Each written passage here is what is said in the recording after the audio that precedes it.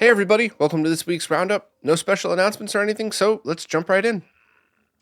First up, a couple of weeks ago, Shank posted a really awesome story about how he was able to acquire the largest CRT ever made, and he just posted a follow-up video on his second channel that's more of a handheld camera walkthrough of the monitor, and I just wanted to share that here because this is definitely something that my fellow nerds are going to really enjoy seeing. And it's not the holy grail of monitors, it's not the perfect one for all retro gamers, but it is absolutely awesome and something that I'm really glad that he has and is able to start restoring and see where he could take it. There's a couple of things that's probably worth noting. Some fun facts Shank pinned in the comments that I put here on the post.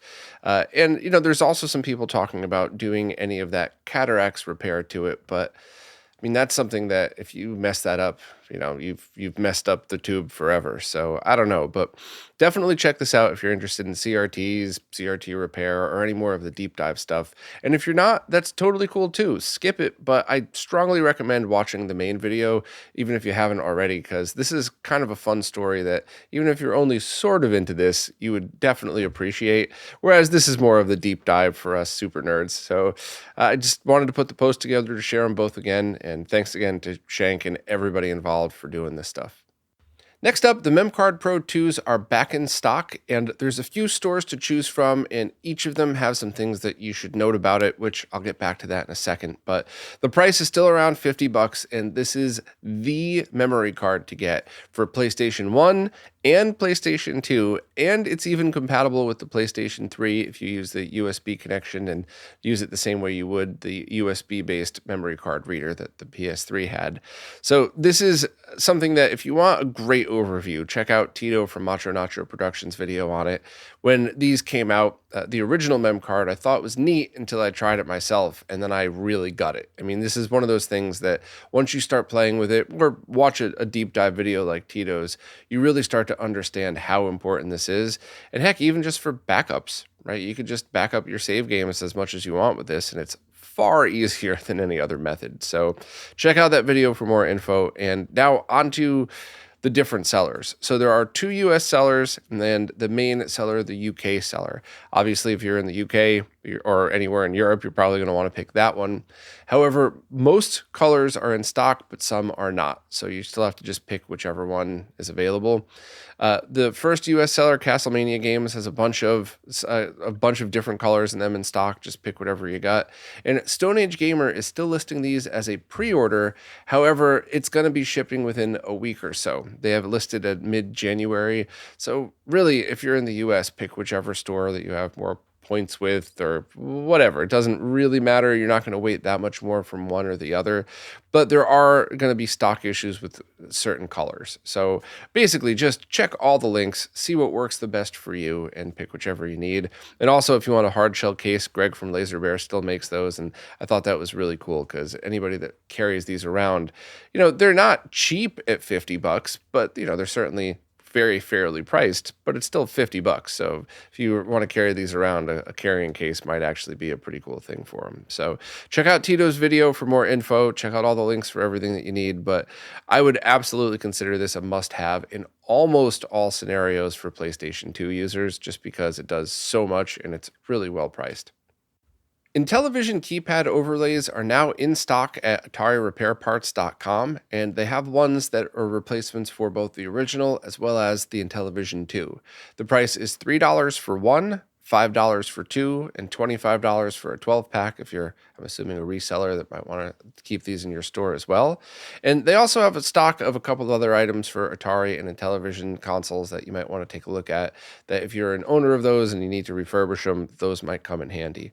I've owned a couple of Intellivision consoles since starting RetroRGB, and some of them were missing the overlay, some of them weren't, and I never really looked into getting replacements, and I don't know why. And I honestly don't even really know if these are readily available or if these have just never been available. No one's ever made them before. I saw Leon's post on social media and thought, you know what? If I still had my Intellivision, I probably would want replacement keypads, so let me write a post about it. But let me know in the comments, are there other alternatives? Is this a big deal? Is this just another alternative to pick from? I'm still happy to promote it if it is, but I'd love some more details on this if anybody has any. But either way, if you're looking for some replacement overlays, go for it.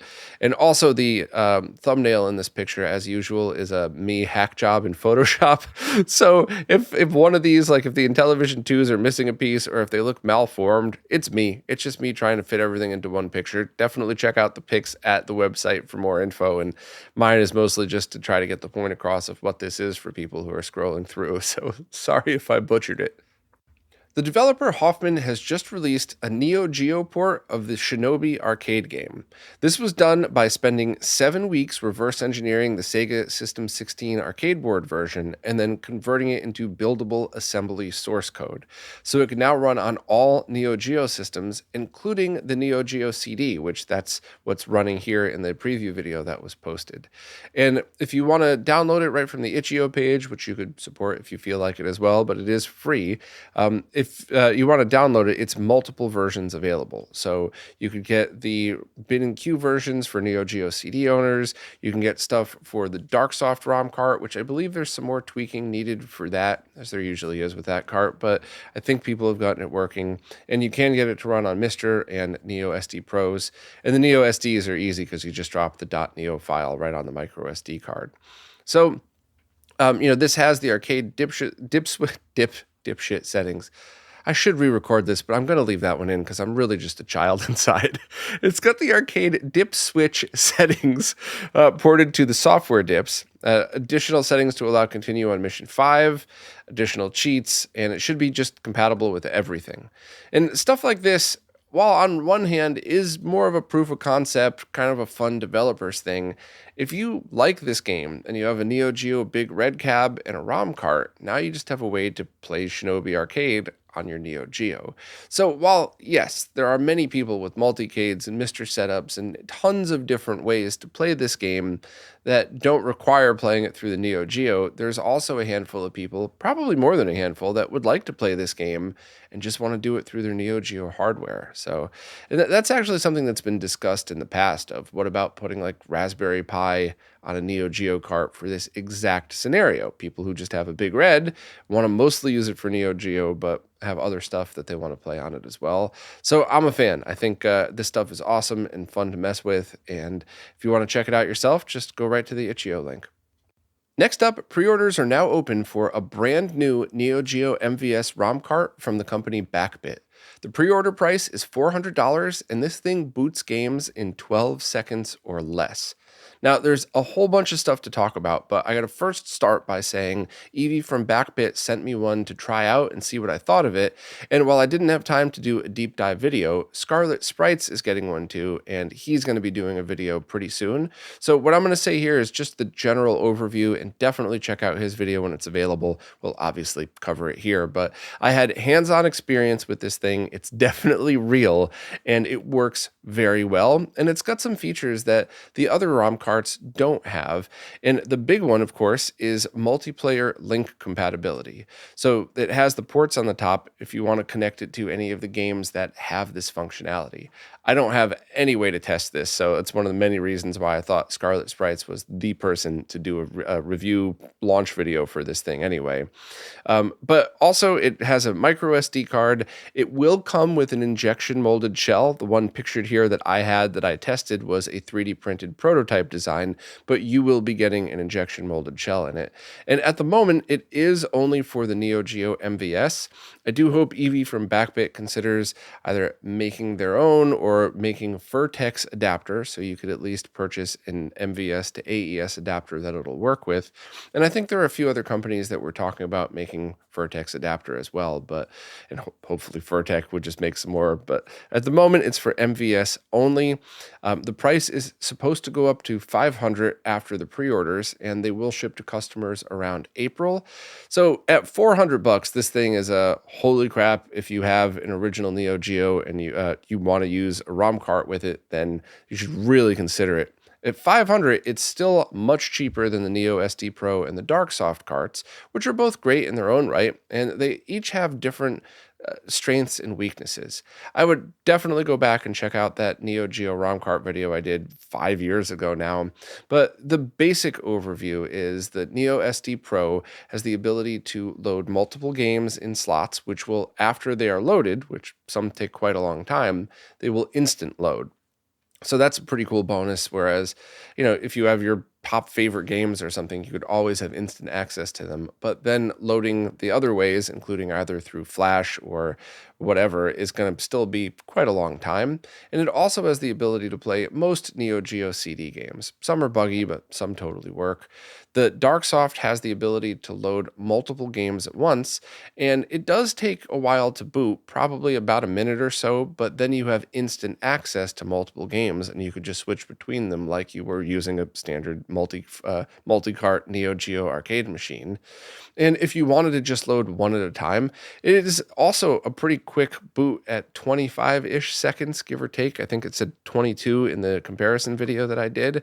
And then, of course, there's the original Neo SD, which I think when it's in stock, you could find it fairly cheap. But that took, for the comparison video I did, that took, what was it, 3 minutes and 12 seconds to load the same game that this Backbit cart loaded in 12 seconds. Now, it doesn't have Neo Geo CD support, and it doesn't have support for multiple ROMs at once, so you have to wait that 12 seconds every time. But it's 12 seconds. It's not that big of a deal at all. So there are strengths and weaknesses to each. If you already have a good working ROM cart solution for the Neo Geo and you don't need multi-link support, then you should probably just keep what you have. But they're always out of stock these days, it seems. And even those 161-in-1 carts, which have gotten better, they're not as terrible as they used to be. Even those are getting harder to find. So having something that hopefully you'll be able to purchase, and hopefully Eevee could keep these in stock, I think that would be a really great option for a lot of people with original hardware. Of course, you could always emulate any way you want. There are some Neo Geo games you can get on other platforms, but I think everybody, hopefully by now, knows who these things are for. People who want to use original hardware, but maybe don't want to spend thousands of dollars on a rare Neo Geo game. You have your collection, and or I guess on the flip side, if you don't want to keep using your expensive games, you could just put this in its place. So check out the video at comparison I did. I did kind of a lazy, stupid thing, which I'll never do again. But for the YouTube shorts, it has to be vertical or it won't count as a short. So I put it a standard 1080p sideways. And I figured if you're watching on your phone, just flip your phone into lock rotation, turn it sideways, and there you go. It's less than a minute long. You get to see the point of the video. That's fine. I should have just rotated it for the other social media services, but I kind of wanted to see, what did people think? Is it okay to do it that way? And a lot of people very politely, shockingly enough, politely said, don't ever do that again. So I won't. Sorry about that. For YouTube Shorts, I'm going to have to, because that's just the stupid rules that they have. But for regular social media services, things will just be rotated from now on when I do videos like this. But yeah, if you want more info, please check out the link, check out the post here. I basically copied and pasted the full list of features, so you might want to just go directly to the website. But check out the loading time comparison too, because that's something where if you're constantly switching between multiple games, this is definitely the one to buy.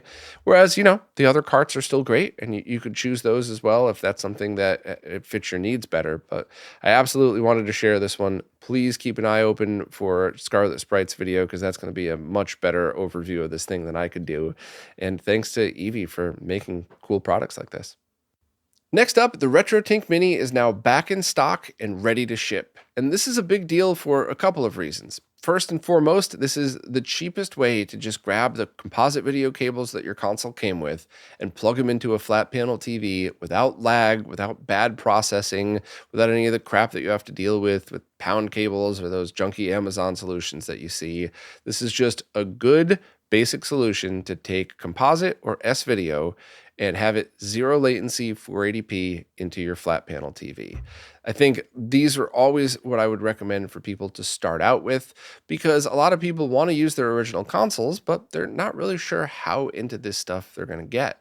Do they want to do a crazy overhaul of their setup and get a Tink 4K or something? Or do they just want to play some older games and, that's it. A couple times a year you break this thing out. Or is this just good enough? Do you have a TV where this looks fine and scales 480p great and you don't need any more? either way, for under $100, this is how you should start if you're not really sure where to go or if you're on a budget and you're using composite and S-video. Obviously, if you're using component video, you probably want a OSSC or something like that for a little bit more, but whatever. These are great entry-level scalers. I always thought that this is the first place people should go if they want to use original hardware and not emulation or anything like that. And the other big deal that this thing is back in stock is that I never thought this was going to happen. The part shortage pretty much killed the project to the point that if Mike wanted to release these a couple years ago again, it would have had to have overtaken an entire redesign, which with the RetroTINK 4K in development at that time, Mike wasn't going to stop that for this because, he still has the TINK 2X Pro available for a bit more money, and it's not as inexpensive as this. So I think Mike made the right decision where to focus his time. But now this is available to purchase again. So awesome. If you want to use RF only consoles, you could do so with a cheap or maybe even free VCR if you know somebody. It doesn't even have to be a VCR that plays tapes as long as it turns on and works. I did a deep dive video on that a while back that also has a bunch of just silly, nerdy stuff that I think most of you would probably find funny. So please check this out. And the TINK Mini video is also the one that I did that I used to use for people who are getting into this to understand why you need a scaler. And everything about this video is still relevant. So if you know anybody that wants these, or if you just want a reintroduction into it, all I did was change the description and thumbnail, but the video is still relevant and still applies to everything you need to know. And of course, there's always that why retro consoles need a scaler video I did that's kind of a deeper dive into this stuff and shows people really why you need these things at all. But anyway, I'm excited to have it back. Check it out if any of these things, if you need to. I posted a little YouTube short promoting it as well as social media video that's oriented properly for everybody. So no problems like the last one. But yeah, I'm happy to see this back in stock, and I'm happy to see Mike really covering all price points for this, because with inflation and how much all prices have shot up, you can't realistically expect to have a product much cheaper than this that could do exactly what this could do. Zero latency, correct processing. So check out the video for more info, and thanks to Mike for getting these back in stock. Well, that's it for this week. It was kind of a short one, but I always say these are all as long as they need to be.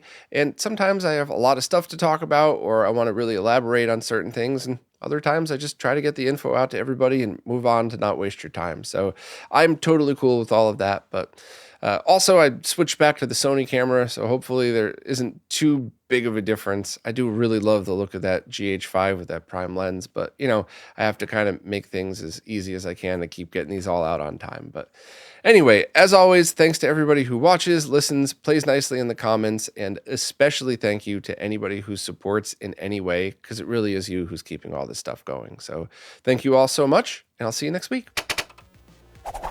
This week's Roundup is brought to you by Neo Paradigm Entertainment, connecting Southeast Asian influencers with opportunities in the West.